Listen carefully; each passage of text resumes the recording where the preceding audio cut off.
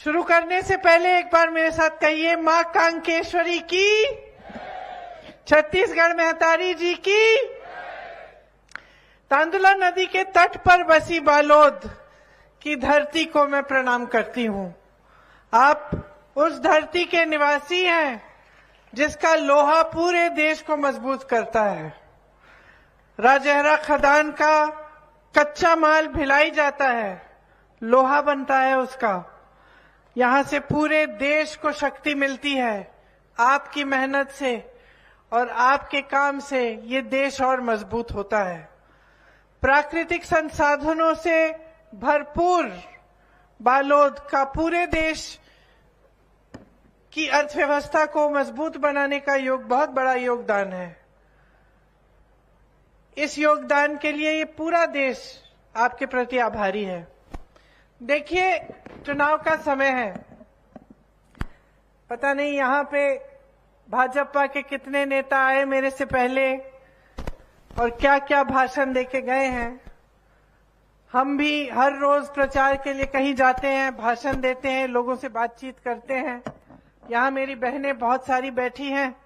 जब भी छत्तीसगढ़ आती हूँ तो सबसे बड़ी खुशी मुझे इस बात की होती है कि मेरी बहनें बाहर आती हैं और बातों को बहुत ध्यान से सुनती हैं। और यहाँ तो एक महिला उम्मीदवार भी हैं जिन पर हमें गर्व है। दो उम्मीदवार। अच्छा, दोनों महिला हैं। तो हमें बहुत गर्व है कि छत्तीसगढ़ में काफी ज्यादा महिलाओं को टिकट मिले हैं चुनाव को लड़ने के लिए। जब भी मैं बघेल जी से पूछती हूँ छत्तीसगढ़ के बारे में, बातचीत करते हैं कि क्या क्या किया है उन्होंने, हमेशा महिलाओं की बात करते हैं। हमेशा बहुत गर्व से मुझे बताते हैं कि महिलाएं सबसे ज्यादा आगे बढ़ रही हैं छत्तीसगढ़ में।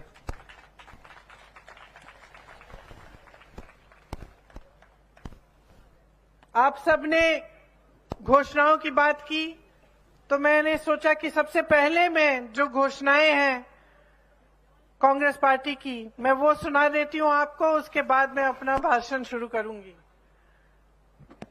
तो कांग्रेस पार्टी ने तय किया है कि प्रति एकड़ 20 क्विंटल धान खरीदा जाएगा। पहले शायद 15 था, अब इसको बढ़ा के 20 किया है।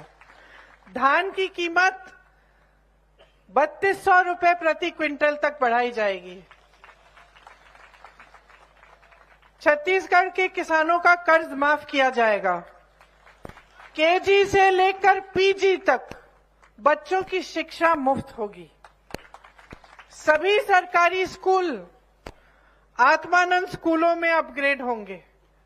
जो आज चल रहे हैं उनको और अच्छा बनाया जाएगा। जो आत्मानंद स्कूल है, आपने सुना होगा, वो इंग्लिश मीडियम है, उसमें बहुत अलग तरह की पढ़ाई होती है। उस तरह से इनको बनाया जाएगा।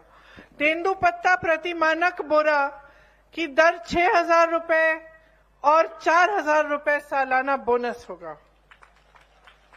भूमिहीन कृषि मजदूरों को 10,000 रुपए मिलेंगे। 200 यूनिट फ्री बिजली आप सबको मिलेगी।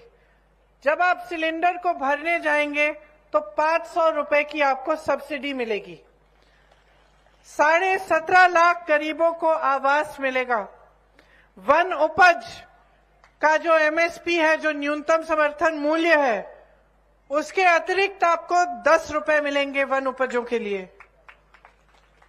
10 लाख रुपए तक आपको मुफ्त इलाज मिलेगा। सड़क हादसों, आकस्मिक घटनाओं में मुफ्त इलाज मिलेगा। तीव्र फसल की एमएसपी पर खरीद होगी। 700 इंडस्ट्रियल पार्क बनाए जाएंगे। शायद अभी तक 300 बनाए गए हैं, 700 और बनाए जाएंगे। महिलाओं और स्वयं सहायता समूह और सक्षम योजना के कर्ज माफ किए जाएंगे। प्रदेश में जाति जनगणना की जाएगी।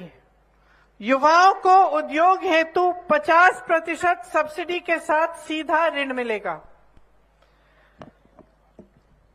अंत्येष्टि संस्कार में आवश्यक सामग्री, लकड़ी, कंडे सरकार देगी। ये नई घोषणाएं हैं। अब देखिए, इनके बारे में, इन घोषणाओं के बारे में, हमारी पार्टी के बारे में, आपके प्रदेश के बारे में और खास तौर से आपके अपने भविष्य के बारे में कुछ चीजों को समझना बहुत ही जरूरी है। मेरी बहनें, खास तौर से आपको, क्योंकि आप बच्चों की परवरिश करती हैं, अगली पीढ़ी आपके हाथों में है। आप खेतों पे भी काम करती हैं, बाहर भी जाती हैं काम करने के लिए, नौकरियां भी करती हैं, लेकिन उसके बावजूद घर आकर सबका देखभाल करती हैं, परिवार को बनाती हैं और समाज की, बच्चों की परवरिश करके समाज को मजबूत बनाती हैं।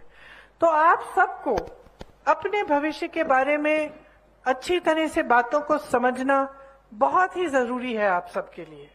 अब चुनाव आ रहा है तो अक्सर ये होता है कि हम पूछते हैं कि भाई किसको वोट डाल रहे हो, तो लोग कहते हैं कि हम एक पार्टी को डाल रहे हैं क्योंकि हम बहुत सालों से डाल रहे हैं, बहुत समय से इन्हीं को डाल रहे हैं, या हम इसको डाल रहे हैं क्योंकि धर्म की बात ये अच्छी करते हैं, या हम उस पार्टी को डाल रहे हैं क्योंकि ये जाति की बात करते हैं।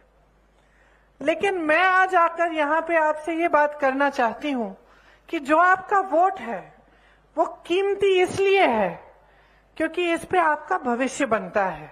तो ये वोट उसी पार्टी को जाना चाहिए जो आपके लिए काम करके दिखाती है। आज आप अपने प्रदेश को देखें तो देखिए, जैसे मैंने धान खरीद की बात की, मैंने कहा कि धान को 3200 रुपए में खरीदा जाएगा। अब मैं यहां खड़े होकर कुछ भी कह सकती हूँ 500 का, 5000 का खरीद लेंगे। आपको कैसे मालूम है कि हम जो कह रहे हैं वो सच है और उसे हम पूरा करने जाएंगे? क्योंकि ये मिसाल है, मैं मिसाल के तौर पे कह रही हूं, क्योंकि आज छत्तीसगढ़ में धान 2400 रुपए से ज्यादा में आज खरीदा जा रहा है और ऐसा पूरे देश भर में कहीं नहीं हो रहा है। मोदी जी आते हैं, वो कहते हैं कि वो भेज रहे हैं ये पैसे धान खरीदने के लिए, लेकिन सच्चाई क्या है? सच्चाई ये है कि उत्तर प्रदेश में, वाराणसी में, जहां से मोदी जी खुद सांसद हैं, वहां पे धान आज 1200 रुपए में खरीदा जा रहा है। सिर्फ छत्तीसगढ़ में आज 2400 रुपए मिलते हैं आपको धान के लिए। तो जब हम बात करते हैं कि हम इसको बढ़ाएंगे, 3200 करेंगे, तो इस बात का कुछ आधार है। जब हम कहते हैं हम बिजली बिल माफ करेंगे या उसको हाफ करेंगे, इसका आधार है कि कई प्रदेशों में ऐसा किया गया है। जब हम कहते हैं कि आपको मुफ्त इलाज मिलेगा 10 लाख रुपए तक, तो हम इसलिए कह रहे हैं क्योंकि आज भी राजस्थान में 25 लाख तक इलाज मुफ्त मिल रहा है। तो जब आप अपने प्रदेश को देखते हैं तो क्या समझने की जरूरत है कि पिछले 5 सालों में क्या आपके प्रदेश को मजबूत किया गया है या कमजोर किया गया है? क्या जो आपकी संपत्ति है, जो सरकार का पैसा होता है, वो सरकार का नहीं होता है, वो आपकी जनता का पैसा होता है, आपकी संपत्ति होती है। ताली बजाने की बात नहीं है बहनों और भाइयों, ये सच्चाई है जिसका एहसास आपको होना चाहिए। जब सरकार खर्चती है इन पैसों को, तो आपको पूछना चाहिए, भाई ये मेरे काम के लिए खर्चा जा रहा है या ये किसी और वजह से खर्चा जा रहा है? तो आप केंद्र सरकार को देखिए, भाजपा की जो मोदी सरकार है, मोदी जी के लिए 8000 करोड़ रुपए का एक जहाज खरीदा। उस जहाज का क्या इस्तेमाल होता है? मोदी जी घूमने जाते हैं विदेश में, एक जहाज खरीदा, एक और खरीद लिया। 16,000 करोड़ रुपए के 2 हवाई जहाज सिर्फ मोदी जी के घूमने के लिए खरीदे गए। आगे बढ़ते हैं, हमारा एक बहुत सुंदर संसद भवन है जो 70 सालों से चल रहा है। हो सकता है उसमें कुछ मरम्मत की जरूरत होगी, लेकिन मोदी जी ने कहा कुछ सालों पहले कि हम इसको पूरा हम नया बनाएंगे। हम दिल्ली के सुंदरीकरण को के लिए और संसद भवन के सुंदरीकरण के लिए हम 20,000 करोड़ रुपए खर्चेंगे। किसका पैसा बताइए? किसका पैसा है? जोर से बोलो। आपका पैसा। 20,000 करोड़ खर्च रहे हैं संसद भवन के लिए। अभी अभी उद्घाटन हुआ कुछ महीनों पहले। जब उन्होंने ये घोषणा की, उस समय मैं उत्तर प्रदेश में काम करती थी। उस समय गन्ने के किसानों का जो बकाया था वो 15,000 करोड़ रुपए था। किसान सब सड़क पे थे। गन्ने के किसान बकाया मांग रहे थे, बाकी किसान कह रहे थे कि हमें ये काले किसान के कानून नहीं चाहिए। उसी समय जब इनका बकाया 15,000 करोड़ रुपए था, आपने घोषणा की कि 20,000 करोड़ रुपए हम संसद भवन की सुंदरीकरण के लिए कर रहे हैं, दे रहे हैं। और आपने उसी समय कहा कि 15,000 करोड़ के बकाये को देने के लिए आपके पास पैसे नहीं है। तो किसान के लिए पैसे नहीं है, लेकिन संसद को सुंदर बनाना है, अपना मान सम्मान बनाना है, अपने लिए हवाई जहाज खरीदने हैं, इसके लिए पैसा है। इसी तरह से जब किसानों के कर्ज को माफ करने की बात हुई, आपको याद होगा जब यहां पे कांग्रेस की सरकार बनी, आपको वादा किया था किसानों के कर्ज माफ किए जाएंगे। जैसे 24 घंटे नहीं हुए थे, 24 घंटे नहीं हुए थे कि बघेल जी और राहुल जी की बात हुई, और पहली जो मीटिंग थी मंत्रिमंडल की, पहली सभा में यह तय किया गया कि आज से हम किसानों के कर्ज माफ करना शुरू करेंगे। हुआ कि नहीं हुआ? हुआ। आपने खुद देखा, आप में से कई किसान भी होंगे जिनके कर्ज माफ हुए, तो आपने खुद देखा कि ये काम हुआ। भाजपा के लोग क्या कहते हैं? इसके लिए पैसे नहीं है। ये कहकर कि किसानों के कर्ज माफ करने के लिए पैसे नहीं है, उसी समय बड़े बड़े उद्योगपति अडानी जी, अंबानी जी के हजारों करोड़ रुपए माफ कर रहे हैं, जिनको जरूरत ही नहीं है, जिनके पेट भरे हैं, जिनके जीवन अच्छे चल रहे हैं, जिनके बड़े बड़े महल हैं। तो अब आपको समझना पड़ेगा कि ये पैसे किसके हैं। जब बड़े बड़े उद्योगपतियों के कर्ज माफ किए जाते हैं, किसके पैसों से माफ किए जा रहे हैं? किसके पैसों से? बताइए, किसके पैसे हैं? आपके पैसे हैं। जब बड़ी बड़ी इमारतें होती हैं, कुछ तो काम की होती हैं, ऐसी बात नहीं है कि सारी काम की नहीं है, कुछ चीजें काम की होती हैं, उनको समझिए कि चलो इस बार तो अच्छी तरह से पैसा खर्चा है। लेकिन जब आप देखते हैं कि फिजूल के खर्चे हो रहे हैं और आपका सारा पैसा आपसे लिया जा रहा है, आप पे हर तरह की टैक्स लग रही है, जीएसटी लग रहा है हर चीज पे। आपको कल दिवाली के लिए, धनतेरस के लिए बर्तन या कुछ खरीदने के लिए जाना होगा। अब देखिए महंगाई बढ़ गई है, बहुत बढ़ गई है।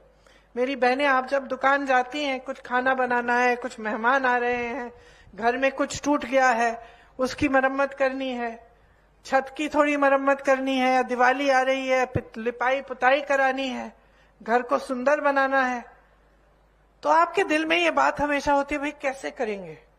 हमें अगर खाना बनाना है, सोचते कि हम 2-4 सब्जियां बनाएंगे, कुछ बनाएंगे मेहमानों के लिए, दुकान जाते हैं, पहले टमाटर के दाम आसमान छू रहे थे, आज प्याज 100 रुपए से ज्यादा। तो दिल में ये लगता होगा कि खरीदेंगे कैसे, करेंगे कैसे, आगे बढ़ेंगे कैसे। हर रोज एक नया संघर्ष है हमारे सामने। और इसी समय आप देख रहे हैं कि आपकी जो संपत्ति है वो बड़े बड़े उद्योगपतियों को दी जा रही है। जो बड़े बड़े कंपनियां, जो सरकारी कंपनियां बनी थी, जिनको पीएसयू कहते हैं, उनसे कितने रोजगार मिलते थे। सब वही रोजगार चाहते थे, एक जमाने में चाहते थे कि प्राइवेट में नहीं, सरकार में हमारी नौकरी हो जाए, हम सुरक्षित हो जाएंगे। आज वो कंपनियां कहाँ हैं? वो तो देश की अमानत थी, देश की संपत्ति थी, आपकी थी वो भी। आज कहाँ है? सब प्राइवेट कर दी गई है। और किसको दी गई हैं? बड़े बड़े उद्योगपतियों को, कौड़ियों के दाम में बेची गई हैं। ज्यादातर अडानी जी को दी गई हैं। जितनी भी बंदरगाह हैं, जितने हवाई अड्डे हैं, जितनी बड़ी कंपनियां हैं, ज्यादातर इन लोगों को सरकार ने दे दी। तो ये सरकार आपसे पैसे छीनती है, आपकी संपत्ति का इस्तेमाल करती है और बड़े बड़े उद्योगपतियों को दे देती है। इस सरकार में गरीबों के लिए सोच नहीं है, मिडिल क्लास के लिए सोच नहीं है। अब यहां सरकारी कर्मचारी बैठे होंगे काफी। जैसे मैंने कहा, एक जमाने में सब सरकारी नौकरी चाहते थे, क्योंकि उससे क्या होता था कि 20 साल नौकरी करने के बाद भी सुरक्षा मिल जाती थी, पेंशन मिलता था, और वो पेंशन अपने हाथों में मिलता था।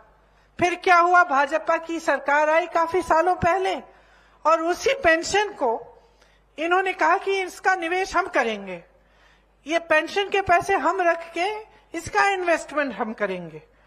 तो क्या हुआ कि आपको आज मालूम नहीं है कि आपके पैसे कहां जा रहे हैं। आपके पैसे अगर ऐसी जगह इन्वेस्ट कर ली कि कहीं पे मार्केट डाउन हो गई, पैसे गवा दिए, तो आप क्या करेंगे। 20 सालों से आपने मेहनत की, आप अपनी सुरक्षा चाहते थे, इसीलिए आज सरकारी अधिकारी, सरकारी कर्मचारी सब सिर्फ एक चीज मांग रहे हैं कि भाई हमारा जो पुराना पेंशन होता था वो हमें वापस दे दो। वैसा ही चाहते हैं हम, हमारी कमाई है, हमारा पैसा है, हमारी आज्ञा के बगैर आप इधर उधर डाल रहे हैं, इससे अच्छा हमें ही दे देते, हम रख लेंगे और हम इस पैसों की खुद हिफाजत करेंगे। ये कोई गलत मांग नहीं है, ये सही मांग है। इसीलिए छत्तीसगढ़ में आज ओपीएस लागू है, इसीलिए राजस्थान में लागू है, इसीलिए हिमाचल प्रदेश में लागू है, इसीलिए कर्नाटका में कांग्रेस की सरकार आते ही लागू की गई। भाजपा की सरकारें क्या कहती हैं, हमारे पास पैसे नहीं है। तो आपके पास उद्योगपतियों के लिए पैसे हैं, किसानों के लिए नहीं है। आपके पास बड़े बड़े संसद भवन के सुंदरीकरण के लिए पैसे हैं, लेकिन सरकारी कर्मचारियों के लिए नहीं है। आपके पास बड़े बड़े हवाई जहाज बनाने के लिए पैसे हैं, G20 जैसे बड़ी बड़ी इवेंटबाजी करने के लिए पैसे हैं, लेकिन गरीबों के लिए नहीं है। तो ये सरकार जो चल रही है किसके फायदे के लिए चल रही है, जो मोदी जी की सरकार है, ये आपको समझना पड़ेगा। क्योंकि आज आपका प्रदेश एक ऐसे मोड़ पे है कि 5 सालों के लिए बहुत अच्छा काम किया गया है यहाँ, और इसके बारे में भी मैं आपको बताऊंगी। यहां तक कि आप तो खुद भी जानते होंगे बहुत अच्छा काम किया। और क्या क्या मुख्य काम क्या किया है, मुख्य बात यह है कि कांग्रेस पार्टी, भूपेश बघेल जी की सरकार ने आपका पैसा वापस आपकी जेब में डाला है। कैसे? जो गांधी जी का स्वराज का मॉडल था, क्या मॉडल था? गांधी जी कहते थे जब तक गांव मजबूत नहीं बनेगा तब तक देश विकास नहीं कर सकता। कहते थे गांव में रोजगार दो, गांव में पैसा डालो, गांव को मजबूत बनाओ, ताकि गांव की मजबूती से पूरे देश भर में, जब गरीब मजबूत बनेगा, जब वो सशक्त बनेगा, तो पूरा देश सशक्त बनेगा। और यही हमारी परंपरा रही है कांग्रेस पार्टी की। इसीलिए कांग्रेस पार्टी ने हमेशा आपके अधिकारों की बात की। शिक्षा का अधिकार, रोजगार का अधिकार, मनरेगा आया, क्यों? हमने कहा आपका अधिकार है कि आपको गांव में रोजगार मिलना चाहिए, इसीलिए मनरेगा की स्कीम आई। हमने कहा शिक्षा का अधिकार है कि सब बच्चों को शिक्षा मिलनी चाहिए, ये देश के बच्चों का अधिकार है। तो भोजन का अधिकार कि सबको खाना मिलना चाहिए। ये जो मिड डे मील वगैरह शुरू की थी, ये किस लिए था? सबको खाना मिलना चाहिए। जल, जंगल और जमीन पर आपको अधिकार मिलना चाहिए, इसीलिए कांग्रेस के बड़े बड़े नेताओं ने आपको पट्टे दिलवाए। ये आप पे एहसान नहीं था कि आपके लिए कुछ बड़ा काम कर रहे हैं, क्योंकि हमारी ये समझ थी, हमारी ये सोच थी हमारी पार्टी की कि ये आपके अधिकार है, ये जमीन आपकी है, आपको पट्टे मिलने चाहिए, इन पर अधिकार सबसे पहले आपका बनता है। इसीलिए आप इंदिरा गांधी जी को याद करते हैं। अभी तक आप नारे लगा रहे थे इंदिरा गांधी अमर रहे, किस लिए? क्योंकि वो समझती थी कि ये देश आपका है, कि ये जल, जंगल, जमीन, इन पर अधिकार गरीब जनता को मिलना चाहिए, क्योंकि मजदूरों को मिलना चाहिए, क्योंकि आप ही का है ये। तो इस समझ से नीतियां बनाई गई। अब छत्तीसगढ़ में मैं कह रही थी कि बहुत सारे अच्छे अच्छे काम हुए हैं, और सबसे बड़ा काम ये हुआ है कि आपके अधिकार, आपकी शक्ति आपके हाथों में मिली है, और आपकी संपत्ति, आपका पैसा वापस आपकी जेब में आ रहा है। 5 सालों में 2.25 लाख करोड़ रुपए जनता के खातों में गए हैं। आपका पैसा आपके पास वापस आ रहा है। 5 सालों में छत्तीसगढ़ के लाखों लोग गरीबी रेखा से ऊपर आ गए हैं।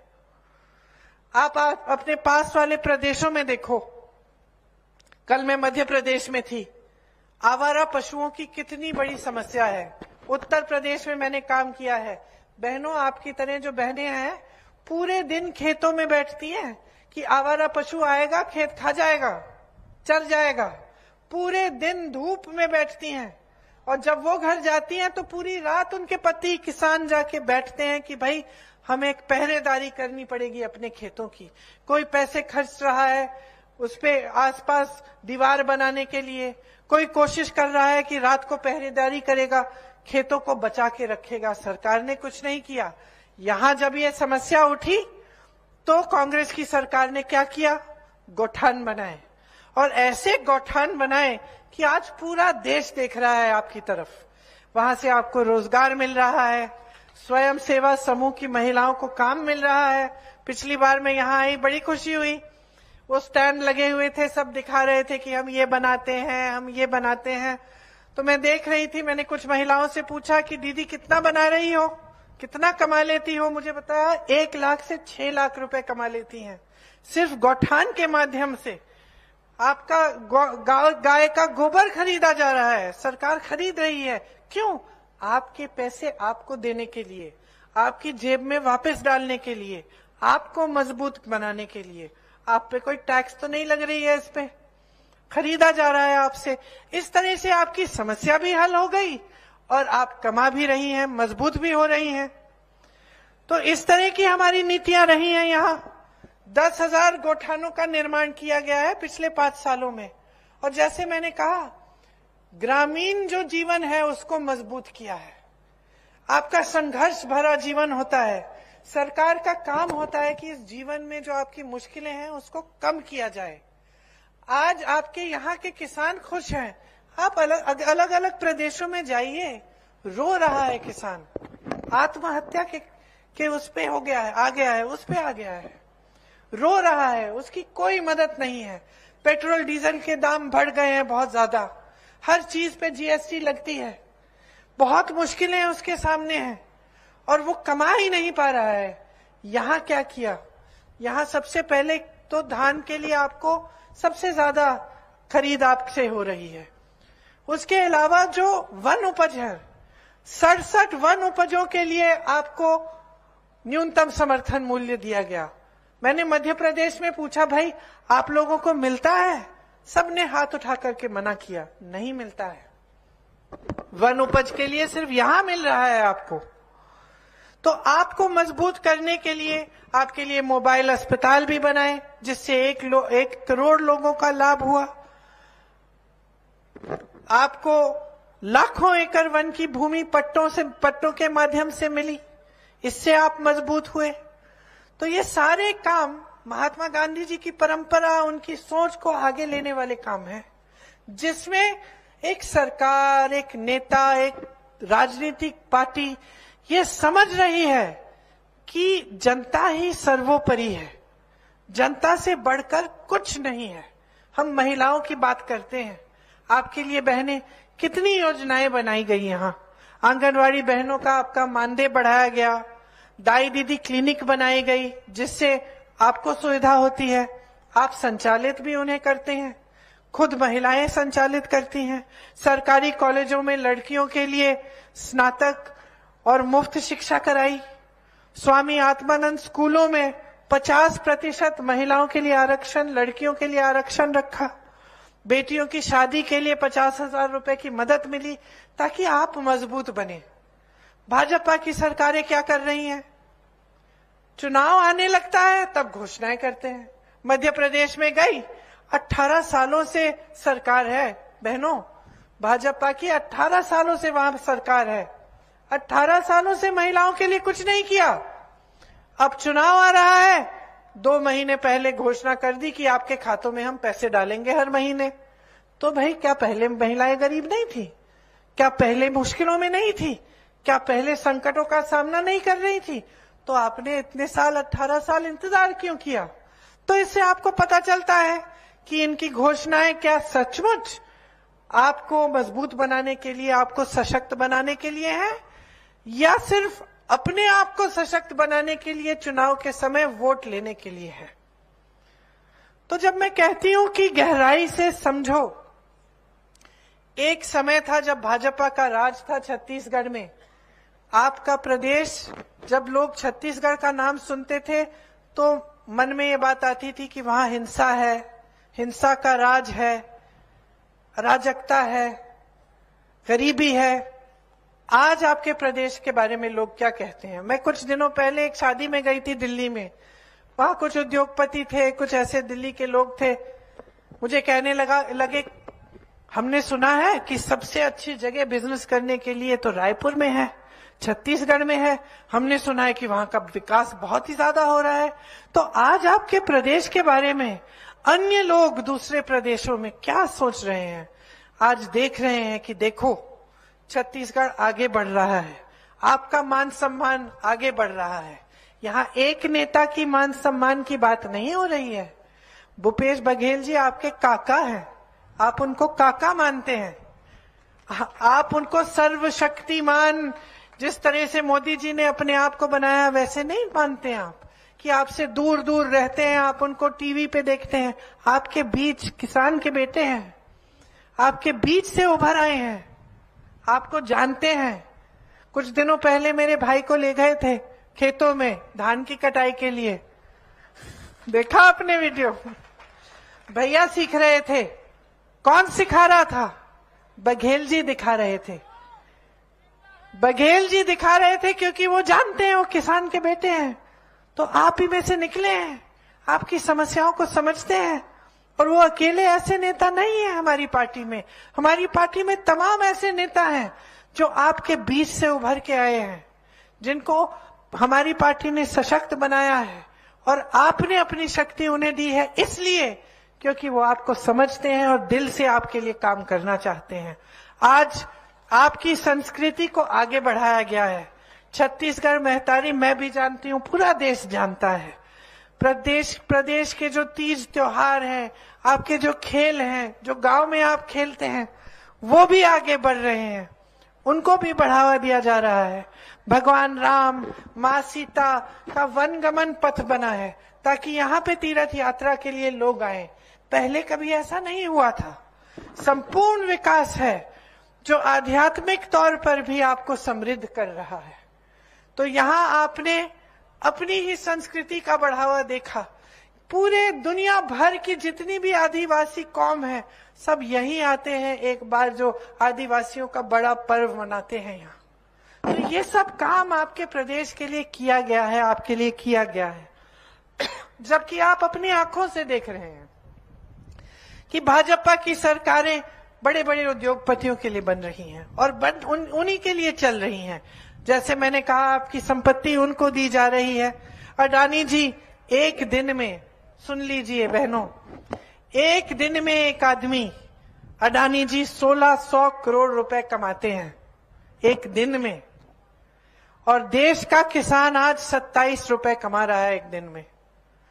आप भूखे हैं, आपको कमाने में मुश्किल, और आपके पैसे, आपकी संपत्ति उनको दी जा रही है जो 1600 करोड़ रुपए कमा रहे हैं। ये है इनकी नीति। आज महंगाई और बेरोजगारी से पूरा देश जूझ रहा है। सबसे ज्यादा बेरोजगारी 45 सालों में आज है देश में। तमाम सरकारी पद खाली हैं। मध्य प्रदेश में अगर ये दुखद बात नहीं होती तो हास्य बात होती कि 3 सालों में सरकार ने 21 रोजगार दिए हैं, जबकि हर स्तर पर सरकारी पद खाली पड़े हैं।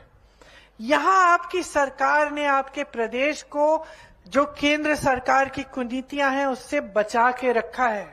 अगर यहाँ का किसान आज खुश है, खुशहाल है, तो ये क्योंकि यहाँ की सरकार, हमारी सरकार की नीतियों ने आपको बचाया है। महंगाई से भी बचाया है। जो गैस सिलेंडर आपको मिलता है यहाँ पे, वहां बाहर अलग अन्य प्रदेशों में 1200-1400 तक पहुंच गया है। आपको सुविधा मिलती है। आपको हर तरह से महंगाई से बचाने की कोशिश प्रदेश की सरकार ने की है। किसानों को मजबूत करने की कोशिश की है। तो जब हम बात करते हैं आपकी मजबूती की, तो इसमें 2 और मुख्य चीजें हैं जिसके बारे में मैं कहना चाहती हूं। सबसे पहले तो हम जातिगत जनगणना मांगते हैं। राहुल जी ने ये मांग उठाई। और जातिगत जनगणना होती क्या है? आपने बहुत बार बार सुनी होगी ये बातें। अब मेरे ओबीसी के भाई बहन यहां बहुत होंगे, एससी के, एसटी के। देखिए, खास तौर से आप लोगों के लिए ये बहुत जरूरी है कि आप ध्यान से सुने। जातिगत जनगणना का मतलब है कि देश में गिना जाए कि ओबीसी कितने हैं, दलित कितने हैं, आदिवासी बहन भाई कितने हैं, गरीब बहन भाई कितने हैं, कितने किसान ऐसे हैं जो गरीबी रेखा से नीचे हैं, कितनी जातियों का कौन कौन है, ये गिनती हो जाए। ये गिनती हम क्यों मांगते हैं? हम ये गिनती इसलिए मांगते हैं क्योंकि जब तक ये गिनती नहीं होगी तो सही तरह से न प्रतिनिधित्व होगा और न नीतियां बन सकती हैं। जब गिनती होती है तो हम जानते हैं कि भाई इस इलाके में इतने लोग दलित हैं, इनके लिए हम एक खास नीति बना सकते हैं, इनकी मदद के लिए, इनको आगे बढ़ाने के लिए। या हम कह सकते हैं कि जो ओबीसी वर्ग है ज्यादातर किस तरह के काम करते हैं, ये बढ़ाई का काम करते हैं, जैसे मजदूरी का काम करते हैं और अन्य ऐसे काम हैं जो ज्यादातर ओबीसी वर्ग के लोग करते हैं। तो हम सोच सकते हैं कि ठीक है, इन वर्गों को मजबूत करने के लिए, इन्हें और संपत्ति देने के लिए, इन्हें सशक्त बनाने के लिए कैसी कैसी स्कीम हम बना सकते हैं। जब गिनती नहीं होगी तो पता कैसे चलेगा कि किसके लिए क्या करना है और कैसे करना है?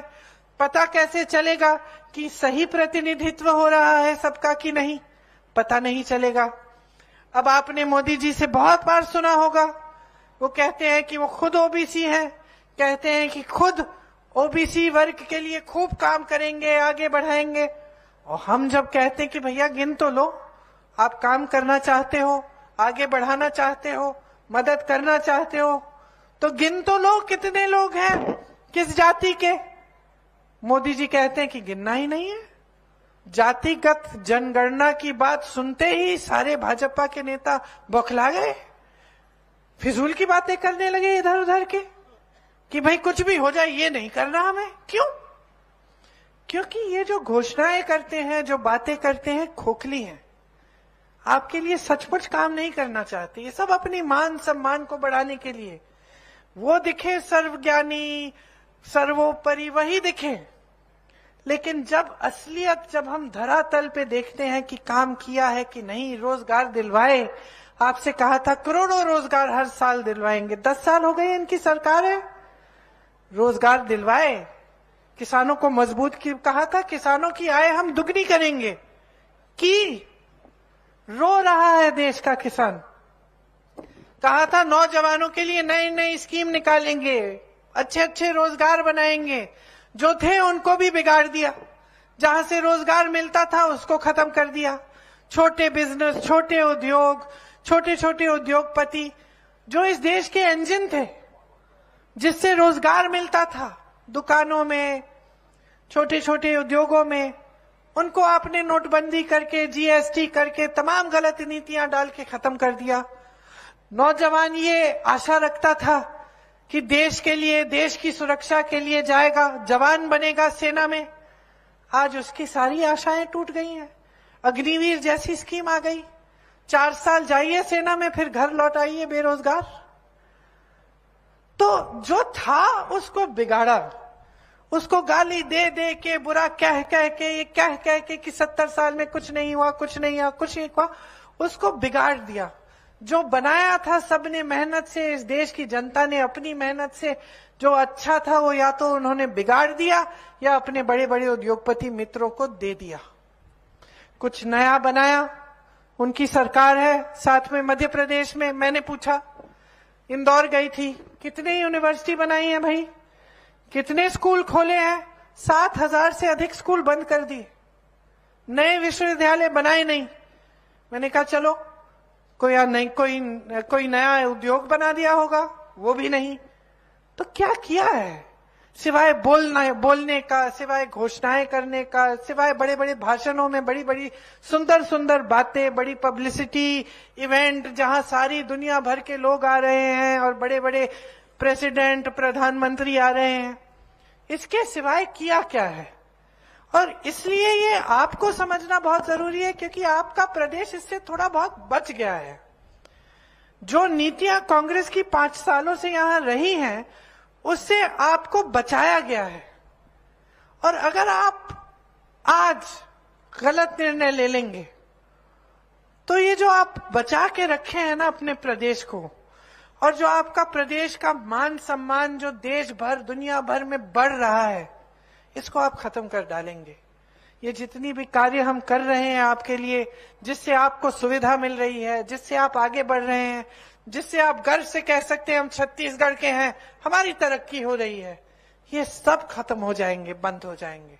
कोई ऐसा प्रदेश आप मुझे दिखा दीजिए पूरे देश में जहां भाजपा की सरकार है, जहां जो पलायन करके गया था वो आज कहने लगा है कि हम वापस अपने देश जाएंगे, अपने प्रदेश जाएंगे। एक दिखा दीजिए, एक ऐसा नहीं है।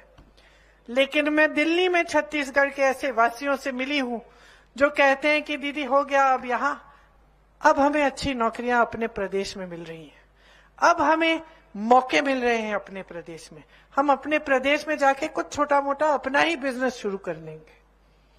तो आप सोचिए, आपका जो प्रदेश है एक बहुत महत्वपूर्ण जगह पे आ गया है।